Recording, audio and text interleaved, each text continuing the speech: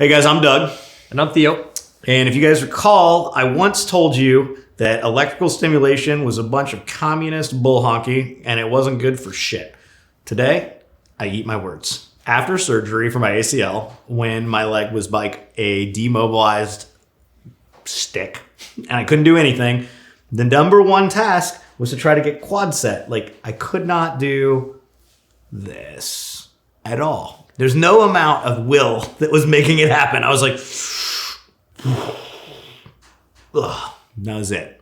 That was just it. I mean, I couldn't even really bend it like this. It was just, I couldn't hang it off the edge. It was just me laying on a table, just trying to do something. I couldn't lift my leg at all. I went into the physical therapist and he told me to do band assist stuff, which was a hell of an upper body workout. It was just me pulling on my leg, trying to get it to work. Just like, come on, then I'm like, oh yeah, it's working now. And then I went in and so I had bought this Power Dot on a whim because this is what I do. Like when things are bad, I buy new toys. I'm like, this will work.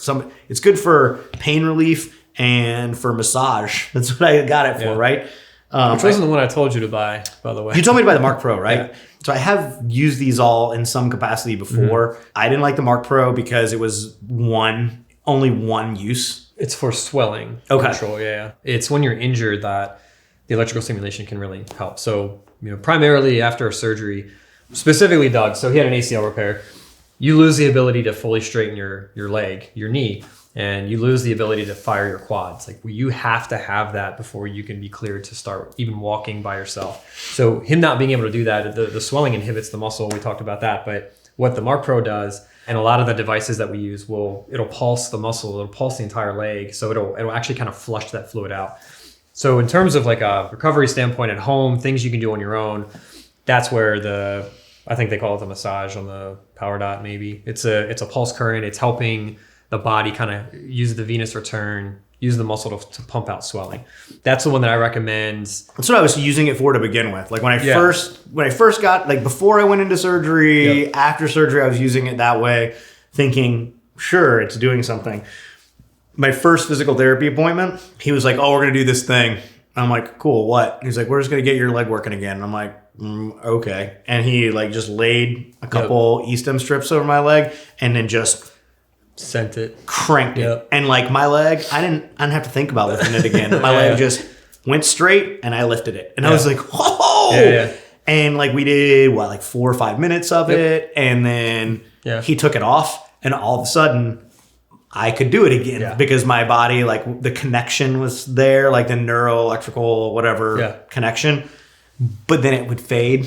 So I started to read here about the Power Dot. It's called Russian methodology, NMES. Yeah, so NMES, Russian current. Yeah, it's the same idea. You're putting your knee. So you probably had your leg straight. You're sitting up straight. So you're just getting the end range, and all you're doing is you're activating the quad to pull the knee into that end range extension because it can't do it on its own. So you could wait a couple weeks, and then what ends up happening is you lose extension. So if you can train the muscle to reduce atrophy, reduce that muscle loss and wasting, and at the same time get the whole range of motion back, work on that piece by itself. Like that's in clinic, that is probably not the only thing, but in terms of activation, like I will put guys on for 15 minutes under blood flow restriction, like do all kinds of things, but that is the goal, is let's get the swelling out. At home, do your Mark Pro, do your ice, whatever. But when you're here in the clinic, we're going to be just crushing the leg, trying to get the extension back. I've used it for those two things. And then also, as I tried to come off of the opioids, which were super hazy, I used it for pain relief, both in my knee and in my downstream. My ankle started to hurt a lot as the healing went on. I think a lot of it was pooling of blood from the internal bleeding during the surgery. But just the swelling in general. The TENS really helped on that as well. You're blocking the pain signal, so it's like helping with pain reduction instead of taking opioids and having to take like the chemical response. Our bodies also have an electrical response, and that's where TENS units and the different settings does work. I was shocked. If you look up gate control theory, that's what it's doing. It's your body is receiving the signal of the humming and the buzzing because it travels faster than the pain signal. So your brain can only receive one signal. So yeah, I know it works. It's for sure works. But then if you overuse it, or if you're doing stupid things and then thinking that's going to just fix the pain. Your body adapts to it, and then you outgrow it, and then it doesn't work. So, you just got to be careful. But I mean, this is a pretty easy fix. Yep. In general. I mean, you can carry it with you anywhere. Yep. The pucks last, I mean, for me, like 12 sessions or more. I don't know, because I have a charging bay for both of them. So like after I use them for a while, I just plug them back in, but I've never run one out of batteries in the last like 3 months. Now, this is a $400 unit with both modules. It's like $300 if you buy just one module. So it's just me eating my words in the sense that that's not worth anything for athletes. And then I'm like, healthy. Oh my God, this made me. Yeah. It's like when you're post-op, post-injury. I mean, it's a different conversation, but it still doesn't mean everybody needs to be doing all three of these. It's just if you're a healthy individual, do you really need to be adding electrodes to your quad as you're squatting? Like, no, probably not, because it's all or nothing. Like the quad's going to fire or it's not, but that's not going to. I mean, unless you're doing 60%. Right. Again, post-op. Yep. So as a non-professional with not a very strong background in A&P, yeah, it's not like I know where all of the Nope. the points are where things should go. But you don't need to be. So if you had surgery, you had a severe injury, like you should be running all of this by your PT, and then they can direct you, okay, this is where I want you to put this, or like, hey, you're not ready for that yet, like don't do that.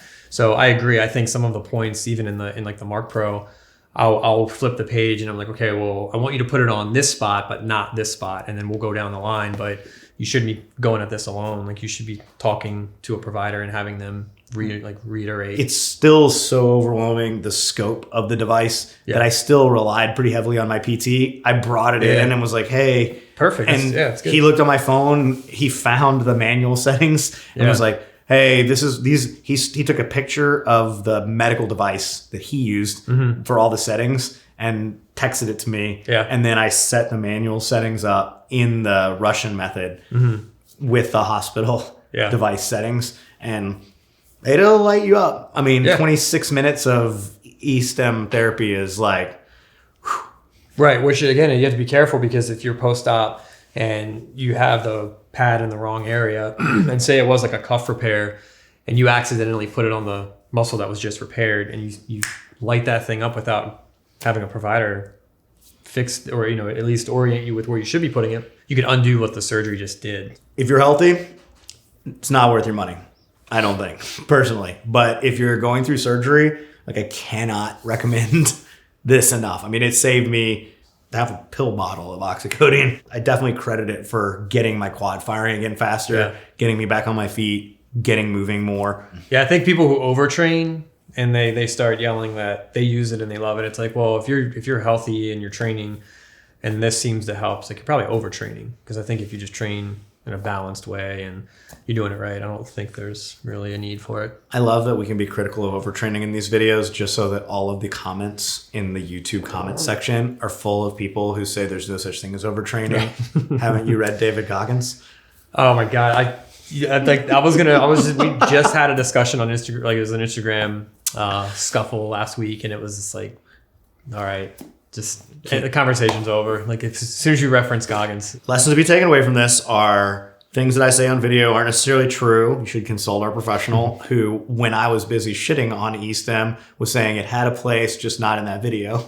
And also understand that my experience going through an ACL surgery is not going to be your experience, and that you should go see a professional. You should talk to somebody who knows what's going on, who's going to consult you to do something more responsible, like get the right imagery, go see an orthopedic surgeon, actually like take care of yourself the way you should be taken care of.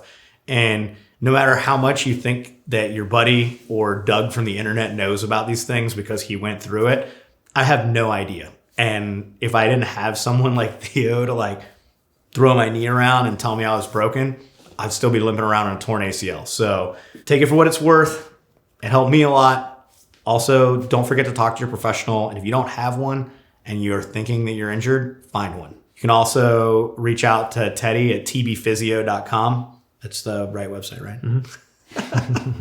And if you like these videos and you want to hear more about how I hurt myself and recover more quickly than normal humans, visit www.soflete.com, subscribe to the channel, and ring the bell.